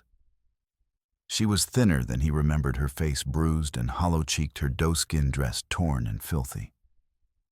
But she was alive. His cousin, his last family, was alive. Beside her were 5 others. 2 men who looked Eastern European with the pale skin and unfamiliar features of recent immigrants from the continent. A Paiute man, older, with gray, streaking through his dark hair and scars on his wrists from previous shackles. A woman Genevieve recognized from the train, one of the other passengers who had been traveling to meet husbands. And a young man, barely more than a boy, with the haunted eyes of someone who had seen too much. 2 guards sat at a makeshift table playing cards, or their rifles leaned against the wall nearby. Another guard stood at the far entrance, watching the darkness beyond. Lakota pulled back and signaled to the others. He gestured his plan. Moran would take the guard at the far entrance. Pierce would grab the rifles. Lakota would handle the 2 at the table. Genevieve would free the prisoners. They moved on his count. 3 fingers dropped one at a time. Then chaos. Moran's pistol barked once the guard at the far entrance, dropping with a hole in his chest. Dr. Pierce lunged for the rifles, grabbing both before the card-playing guards could react. Lakota charged the table, his broken ribs screaming, but adrenaline drowning out the pain. He hit the first guard like a battering ram, driving his shoulder into the man's chest and slamming him against the rock wall. The guard's head cracked against stone, and he went limp. The second guard drew his pistol, but Lakota's hand closed on his wrist, twisting until bones ground together, and the gun fell free. They grappled, falling to the ground, rolling across the rough stone. The guard was strong, well-fed, and rested. But Lakota was desperate, and desperation lent strength that mere muscle couldn't match. He drove his elbow into the guard's jaw once, twice, the third time, feeling teeth give way under the impact. The guard went limp. Lakota climbed off him, swaying, his vision graying at the edges. He could taste blood, couldn't tell if it was from the guard or from his own internal injuries. The world tilted, and he thought he might fall. Then Genevieve was there, her arm around his waist, holding him up. "Easy," she said. "I've got you." She guided him to where Nidus was chained. Lakota dropped to his knees beside his cousin, his hands shaking as he worked the shackle lock with a steel spike Moran had provided. The mechanism was simple, but corroded, resisting his efforts. "Nidus," he whispered, his voice breaking. "It's me. I found you. I'm getting you out." Her eyes opened slowly, unfocused at first, from days or weeks of too little food and too much fear. Then they sharpened, and recognition flooded her face like sunrise. "Lakota." His name was barely a breath, disbelieving. "I'm here," he said. The lock clicked open. The shackle fell away with a clatter that sounded like freedom. He caught her as she collapsed forward, pulling her into his arms and holding her tight despite the agony it caused his broken ribs. For a long moment, he simply held her. His face pressed against her hair tears. He didn't know he was capable of shedding, dampening her shoulder. Genevieve freed the others, whispering reassurances. The Eastern European men were Maximilian and Pyotr, taken from a railroad work camp in Nebraska under the pretext of better jobs. The Paiute man was Yellow Elk, captured near the Snake River while hunting. The woman introduced herself as Mary, and the boy gave only a first name, Samuel. "Can you walk?" Dr. Pierce asked, helping Yellow Elk to stand. "I can run if I have to." The older man said, his voice hoarse but determined. A shout echoed from the mine entrance, followed by the sound of running feet. They had been discovered. "Out," Lakota said, pushing Nidus toward Genevieve. "The sluice now." They ran, half carrying the weakest among them, their feet pounding on stone. Behind them, more shouts. the crack of gunfire bullets sparking off rock. Scarface Sam's voice rising above the chaos. Don't let them reach the sluice block the gate. But they were already there. The sluice gate was a heavy timber affair controlled by an iron lever that had rusted into place. Lakota grabbed it with both hands and pulled, his broken ribs grinding together, his muscles screaming. The lever didn't move. Moran added his strength. Then Genevieve and Dr. Pierce and even Nidus, all of them straining against the corroded metal. For a terrible moment, it seemed the gate would never open, that they would be trapped here and captured or killed.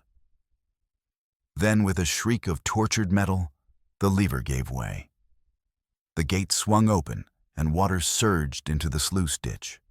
Cold, fast-moving water diverted from an underground stream. "Jump!" Lakota shouted. They leaped into the current, and the shock of the cold stealing their breath. Genevieve's dress immediately became a sodden weight, dragging at her legs like grasping hands. The current grabbed her, tumbling her downstream so fast she couldn't orient herself, couldn't tell up from down. Lakota's hand closed on her arm, pulling her close. His other arm looped around Nidus, keeping both women above water as they were swept along the narrow channel. The sluice dropped steeper, becoming a flume, the water hammering them down toward the catch basin below the mine. They hit the basin in a chaos of churning water and bodies colliding. Lakota's shoulders slammed into a timber support, and the pain was so intense that for a moment he saw nothing but white. But his arms tightened reflexively around Genevieve, and Nidus refusing to let go even as the water tried to rip them apart. They spilled out over the lip of the basin, tumbling onto the gravel below in a tangle of limbs and soaked clothing. Lakota's broken ribs felt like they had been shattered completely. Each breath was a battle against the urge to simply stop breathing, to give in to the darkness, pulling at the edges of his vision. But Nidus was coughing beside him, and Genevieve was trying to sit up despite her injured shoulder, and the others were climbing out of the water. They were alive. Battered, exhausted, injured, but alive. Behind them, gunfire erupted from the mine. Pike's men were coming, and they had no time to rest. "River!" Genevieve gasped, helping Lakota to his feet. "We have to reach the river." They ran again, stumbling more than running, really their legs like water and their lungs burning. Maximilian and Pyotr supported Yellow Elk between them. Dr. Pierce had his arm around Mary. Moran carried young Samuel on his back, and Lakota, with his broken ribs grinding with every step and blood in his mouth, ran with one arm around Genevieve and the other around Nidus, refusing to fall, refusing to stop, refusing to let Pike win. They reached the Snake River as bullets kicked up dirt around their feet. The water was running higher now, swollen with evening snow melt from the mountains, the current strong and cold. "Into the water," Lakota commanded. "It's our only chance." They plunged into the snake, the current catching them immediately and pulling them downstream and away from the mine. The water was brutally cold, numbing exposed skin within seconds. Genevieve's teeth chattered so hard she thought they might crack. Her injured shoulder had gone numb, which was almost worse than the pain, because it meant she couldn't feel if the wound had torn open again. Lakota held her close, his body a barrier against the worst of the current, even though every movement must have been agony for him. They clung to a drifting plank part of someone's fence torn loose during spring floods and carried downstream and kicked toward the far bank. The current carried them almost a mile before they could reach shore. They crawled out onto the gravel, blue-lipped and shaking their sodden clothes, clinging like ice. Steam rose from their bodies in the cold air, and Genevieve realized distantly that they would all die of exposure if they didn't find shelter and warmth soon. Lakota collapsed onto his side, unable to move. His lips had gone blue, his breathing shallow and rapid. Blood stained the bandages around his ribs. The stitches from his earlier binding had torn, and he was bleeding internally as well as externally now. Genevieve crawled to him, her own injured shoulder forgotten. "Lakota!" She set her hands on his face, his chest trying to assess the damage.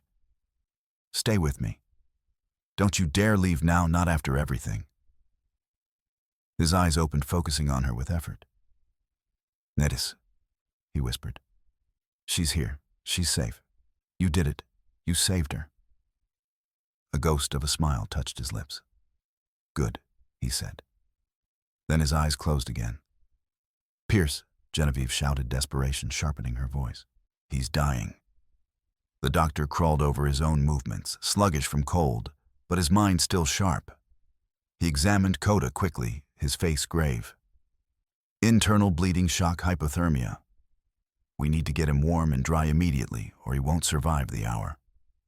Around them, the others huddled together, sharing what little body heat they had. Nidus crawled to her cousin's other side, pressing close, her own shivering violent. "There's a line shack," Moran said through chattering teeth. "Half a mile upriver. Abandoned, but it'll have walls and maybe a stove. If we can make it there." They made it through sheer willpower and the understanding that stopping meant death. They half-carried, half-dragged each other through the darkness, following Moran's lead. And when they reached the ramshackle structure, barely more than 4 walls and a roof, but blessed shelter nonetheless, they collapsed inside like puppets with cut strings. Pierce got a fire going in the ancient stove, feeding it with wood from a pile left by whoever had last used the shack. The heat was weak at first, but it grew slowly, driving back the cold that had settled into their bones. They stripped out of wet clothes and wrapped themselves in anything they could find, old blankets that smelled of must and mouse. Their own undergarments hung to dry near the fire-shared body heat that had nothing to do with desire and everything to do with survival. Genevieve sat with Coda's head in her lap, her fingers combing through his wet hair, willing him to keep breathing. Pierce had rebandaged his ribs as well as possible with the limited supplies, but the internal injuries were beyond what frontier medicine could treat. All they could do was keep him warm and hope his body was strong enough to heal itself. Nidus sat on Coda's other side, her hand in his, her face still showing the shock of captivity and rescue. But her eyes were clear, and when she looked at Genevieve, there was gratitude there. "Thank you," Nidus said quietly, "for helping him find me. For—" She trailed off, unable to find words for the magnitude of it. "He wouldn't have stopped," Genevieve said. "Not until he found you or died trying. He's stubborn that way." "That's Coda," Nidus agreed. A ghost of a smile touched her lips. "Always the protector, always the one who carries everything alone." She looked at Genevieve more closely. Except now, maybe not quite so alone. Genevieve felt heat rise in her cheeks that had nothing to do with the fire. "We've helped each other," she said carefully. "You love him," Nidus said. It wasn't a question. Genevieve opened her mouth to deny it, then closed it again. Because Nidus was right. Somewhere between the ridge and the mine, between terror and trust, between survival and choice, she had fallen in love with this stubborn, brave, damaged man who saw her scars as courage. "Yes," she said quietly. "I do." They stayed in the line shack through the night and into the next day, resting and recovering as much as their injuries allowed. By the second evening, they had regained enough strength to move, though Coda remained worryingly pale and weak. They walked back toward Red Oak, a slow procession of survivors supporting each other.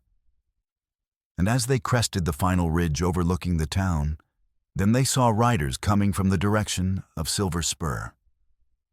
Marshal David Hollis arrived with 4 deputies, all wearing the badges of federal authority.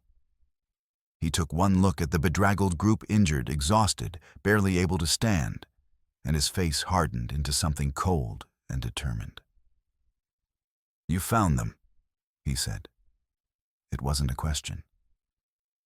"Red Canyon Mine." Coda said, his voice weak but clear.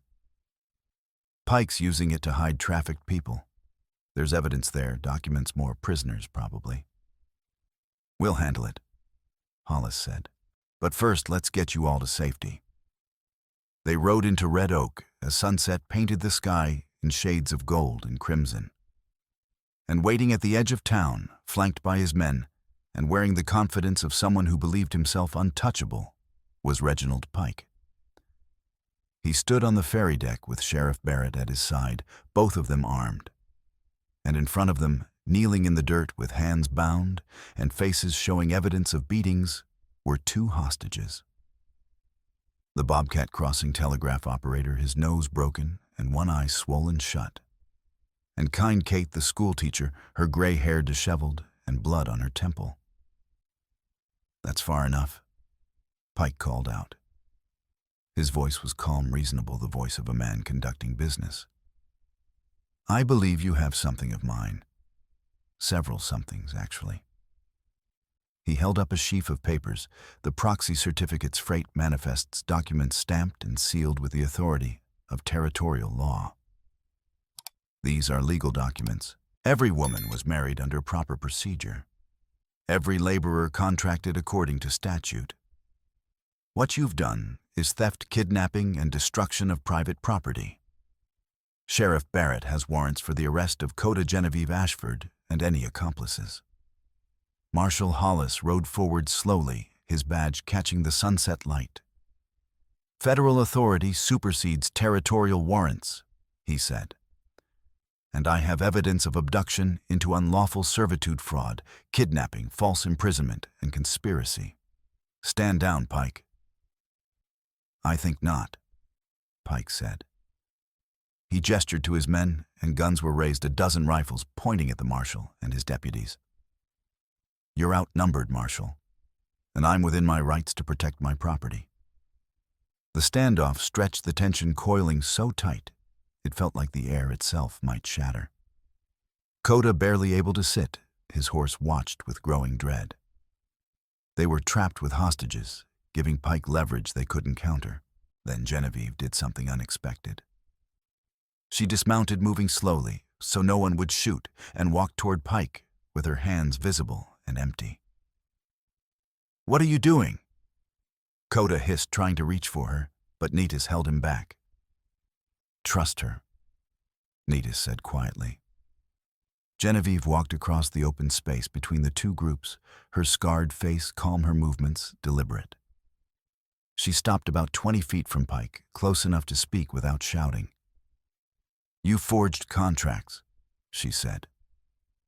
Her voice was clear, carrying to everyone present. You used the same name, Johann Kruger, on multiple certificates. You had Sheriff Barrett act as notary using a false identity, Crooked Teeth Tom, to give those forged documents legal weight. And you shipped human beings like freight, reducing them to initials and inventory codes. She pulled out the damp but legible telegram from her bodice, the one with Pike's signature. This is your handwriting, Mr. Pike. Your orders, your crimes documented in your own hand. Lies, Pike said, but his voice had lost some of its certainty. Are they? Genevieve took another step forward. Then explain why Johann Kruger, when located in Kansas by federal investigators, had never been to Red Oak. Explain why 17 different women have certificates bearing his name as husband. Explain the freight ledgers that list human beings as cargo. She was close enough now to see Pike's face clearly, to see the calculation in his eyes as he weighed options. She took a breath and made her gamble. You're finished, Mr. Pike. The question is whether you finish as a criminal who took hostages or as a businessman who made mistakes, but at least had the sense to step aside when the law came calling. Pike's hand moved toward his gun. Barrett, standing beside him, did the same. And Genevieve, with the calmness of someone who had already faced fire and survived, reached out and grasped the ferry chain, the heavy iron links that secured the ferry to its moorings. She had noticed something the others had missed, and the chain was already damaged, weakened by years of weather and strain. One of the links was cracked, held together by barely a sliver of metal. "Don't," Pike said, understanding her intent too late. Genevieve yanked hard on the chain with her good arm, ignoring the screaming pain in her injured shoulder. The weakened link snapped with a sound like a gunshot. The ferry, suddenly freed from one anchor, swung hard with the current. Pike stumbled, grabbing for support. Barrett felt his gun discharging into the air. Chaos erupted. Marshal Hollis and his deputies charged forward, using the moment of confusion. Pike's men, uncertain, now hesitated. That hesitation was fatal. Townspeople who had been watching from windows and doorways poured into the street. Farmers who had lost their water rights, merchants who had paid Pike's extortionate freight fees, families who had lost daughters and sons to his schemes. They weren't armed with guns, but they carried the weight of collective rage. On the ferry deck, Scarface Sam appeared from somewhere, lunging at the hostages. But Yellow Elk, moving faster than anyone would have expected from a man so recently freed from chains, intercepted him. His fist connected with Sam's jaw in a blow that carried months of captivity and abuse and determination. Sam went down hard, his head cracking against the planks, and this time he stayed down. Kind Kate rolled away from Barrett, who was trying to aim his fallen pistol. She kicked him hard in the wrist, and the gun skittered across the deck and fell into the water with a splash. Coda, summoning strength he didn't know he still had, rode forward. Barrett was scrambling to his feet, reaching for another weapon. Coda launched himself from his horse despite his broken ribs, despite the blood he could taste, despite the darkness pulling at his vision. He tackled Barrett, and they rolled across the unstable ferry deck, grappling for dominance. Barrett was strong and uninjured. But Coda had something Barrett lacked: a reason beyond self-preservation. He fought not just for himself, but for Nidus, for Genevieve, for every person Pike had hurt. And that made him unstoppable. He pinned Barrett's wrist against the deck, driving his knee into the sheriff's gut. Barrett gasped, the air driven from his lungs. His other hand scrabbled for purchase for a weapon, for anything. Coda slammed his elbow into Barrett's face once, twice, until the man went limp beneath him. Pike was trying to run, but his coat had snagged on the broken ferry chain. He thrashed, trying to free himself, and fell hard against the hawser post. There was an audible crack, and Pike screamed, his shoulder dislocating. Marshal Hollis reached him first, his pistol drawn. "Don't move," he said. Pike, cradling his useless arm and surrounded by angry townspeople and federal deputies, finally had the sense to surrender. The fight was over almost as quickly as it had begun. Pike's men, seeing their boss defeated and outnumbered, threw down their weapons. Barrett, semi-conscious and bleeding from his nose, was hauled to his feet and shackled. Scarface Sam was chained alongside him. Coda climbed off Barrett and immediately collapsed. Genevieve was there instantly, catching him, lowering him to the deck with her good arm. His face was gray, his breathing shallow and wet-sounding in a way that terrified her. "Pierce," she shouted. The doctor was already moving his medical bag in hand. He examined Coda quickly, his movements efficient despite the chaos around them. "Lungs compromised," he said grimly. "The broken rib punctured it. We need to get him back to the clinic immediately, or he's not going to make it." They carried Coda on a makeshift stretcher, Genevieve walking beside him, and the entire way. Her hand in his, whispering fierce encouragements, even though she didn't know if he could hear her. Behind them, Marshal Hollis began taking statements, his deputies rounding up the last of Pike's men. The next hours blurred together in a haze of pain and fear and stubborn hope. Dr. Pierce worked through the night in his clinic, assisted by Kind Kate, who had training as a nurse. They cleaned Coda's wounds, drained blood from his lung, reset the broken ribs, and did everything medical science of 1870 could offer. Genevieve refused to leave. She sat beside his bed, her injured shoulder throbbing, but ignored holding his hand and willing him to keep breathing. Nidus sat on his other side, equally determined. Dawn was breaking when Coda's eyes finally opened. They were cloudy with pain and laudanum, but conscious. "Did we?" He whispered the words barely audible. "We won." Genevieve said tears she hadn't realized she was shedding streaming down her scarred face. "Pike's arrested. Barrett, too. The marshal has all the evidence. It's over." Coda's hand tightened fractionally on hers. "Neatus." "I'm here," his cousin said, leaning into his field of vision. "You saved me, you stubborn fool. Nearly killed yourself doing it, but you saved me." A ghost of a smile touched Coda's lips. Then his eyes closed again, and he slept not the unconsciousness of injury, but true healing sleep. The territorial marshal conducted formal hearings over the next week as Coda slowly recovered. The evidence was overwhelming. The telegraph logs with their coded messages, the freight ledgers listing human beings as cargo, the proxy certificates bearing the same husband's name repeatedly. The testimony of victims Neatus Ilsa found at Ruby Ridge by the marshal's men, Yellow Elk, Maximilian Piotr Mary, and a dozen others discovered at Pike's various properties. And finally, the discovery that sealed Pike's fate, a strongbox hidden in Barrett's house, containing not just the notary seal and blank certificates, but a ledger detailing payments from Pike to Barrett and correspondence with other men in Cheyenne and Silver Spur, discussing expansion of the kidnapping and peonage operation. The network was larger than anyone had imagined. Pike and Barrett were just one node, but they were a critical node, and their exposure would lead to investigations that would eventually bring down the entire conspiracy. The verdict came 3 weeks after the arrests. Reginald Pike was convicted on 14 counts of abduction into unlawful servitude, fraud, kidnapping, false imprisonment, and conspiracy. He was sentenced to 20 years at hard labor in the territorial prison with no possibility of parole. Sheriff James Barrett exposed as Crooked Teeth. Tom received 15 years. Fast Freddy, who had cooperated with investigators, received 5 years. Scarface Sam, with a criminal record stretching back a decade, was sentenced to hang. The proxy certificates were declared void by territorial decree. Every woman Pike had trafficked was granted legal freedom and offered restitution from the sale of Pike's assets.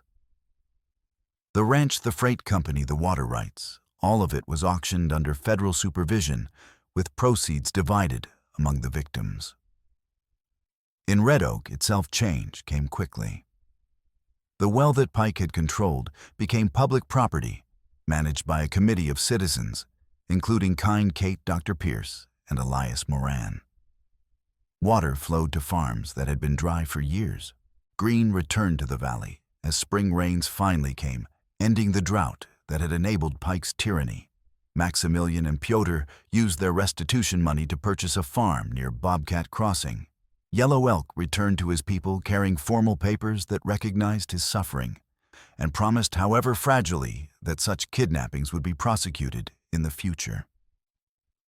Ilsa took a position at Kind Kate's school teaching German and gradually rediscovering her smile. And Neatus healed. The physical wounds closed quickly, but the deeper scars took longer. She stayed in Red Oak for a time, living with Kind Kate, and helping at the school, gradually rebuilding her strength and sense of safety. She and Coda spent hours together, reconnecting, sharing grief for their lost family and hope for the future. Coda recovered slowly. His lung healed, though he would carry a weakness there for the rest of his life. His ribs mended, though they ached in cold weather. But he lived, and that was more than anyone had expected during those dark hours after the ferry. As spring turned toward summer, as Red Oak found its footing in a post-Pike world, Cody and Genevieve walked the ridge where they had first met. The prairie was green now, impossibly lush after the long drought, dotted with wildflowers that had been dormant seeds waiting for rain. "Do you remember what I said?" Coda asked. "That first day, Aster." "Which part?" Genevieve teased gently. The part where you told me to stay behind you, or the part where you saw courage instead of scars? The courage part, Coda said. He stopped walking and turned to face her, his hands finding hers. I meant it then. I mean it now. You're the bravest person I've ever known. You're not so timid yourself, Genevieve said. But her smile was soft, genuine. You charged into a mine with broken ribs to save your cousin. You fought a corrupt sheriff on a ferry deck. You nearly died multiple times because you refused to give up. We nearly died, Coda corrected. You were shot, dragged through telegraph offices and rivers and escape plans that should have killed us. You stood up to Pike when everyone else was frozen with fear. You broke the ferry chain that gave us our chance. His thumbs brushed across her knuckles, that familiar gesture that had become their signal. You did all that for people you barely knew. I did it for you, Genevieve said quietly. For Nidus. And because somewhere along the way, Red Oak stopped being a place I was stuck and started being a place I chose. Coda's hands moved to cup her face, his fingers gentle on her scarred cheek. I never thought I'd find this, he said. After losing everyone, after Nidus was taken, I thought I was done. That I'd spend whatever time I had left alone going through the motions. Then you appeared with your torn contract and your fierce eyes and your refusal to be broken. I was broken, Genevieve said honestly. By the fire, by loss, by coming west with nothing but false promises. I was so broken, I thought I'd never be whole again. Then we were broken together, Coda said. And somehow we helped each other heal. He kissed her, then finally standing on the ridge where they had met under such different circumstances. The kiss was gentle, careful of healing injuries and emotional scars, but underneath the gentleness was something fierce and enduring, and the recognition that what they had found was rare and precious. When they pulled apart, both breathing harder, Coda rested his forehead against hers. I want you to stay, he said. Not just in Red Oak, but here, with me, building something that's ours. A life, Genevieve asked. A life, Coda confirmed. Whatever that looks like, wherever it leads. I don't have pretty words or grand plans, but I have this: I choose you. Every day, every choice, every moment. I choose you. Genevieve's eyes filled with tears, but they were good tears, the kind that came from joy rather than pain. I choose you too, she said. Every stubborn, brave, impossible moment of you. They stayed on the ridge until sunset painted the sky in impossible colors, making plans and promises. Genevieve would continue her work with the freight company, which Felix was running, as an honest business now. Coda would help build the bridge at Flood Plain that the community had voted to construct, ensuring safe crossing for all.